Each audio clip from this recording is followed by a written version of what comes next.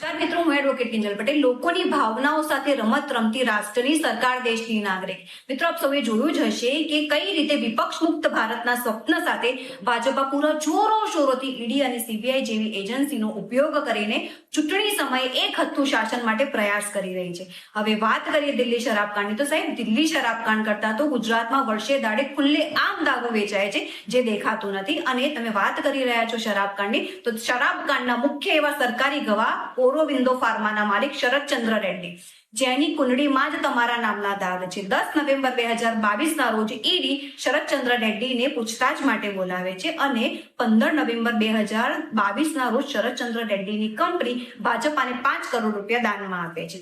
અને થોડા સમય પછી મુખ્ય સરકારી દિલ્હી શરાબકાંડના મુખ્ય સરકારી ગવાહ બનાવી તેમને જામીન મળે છે અને તેના થોડા જ દિવસમાં શરદચંદ્ર રેડ્ડી બીજા 50 કરોડ રૂપિયા ભાજપાને દાનમાં આપે છે. એટલે કે લગભગ શરદચંદ્ર રેડ્ડી 59 કરોડ રૂપિયા ભાજપાને આપે છે. તો કૌભાંડ કોનું? આમ આદમી પાર્ટીનું કે ભાજપાનું? તમે જ નક્કી કરો. અને છેલ્લે એક વાત પૂછવા માંગીશ કે શું તમે તમારા ચૂંટેલા સાંસદો અને ધારાસભ્યોના ભરોસે તમારા બાળકને મૂકીને 5 વર્ષ માટે ધંધાર્થે કે બહારગામ જઈ શકો છો? જો તમારો જવાબ ના છે, તો શા માટે આવા ઉમેદવારોને મત આપી તમારું અને તમારા બાળકનું ભવિષ્ય અંધકારમય બનાવો છો? જય ભારત, જય જય ગરવી ગુજરાત.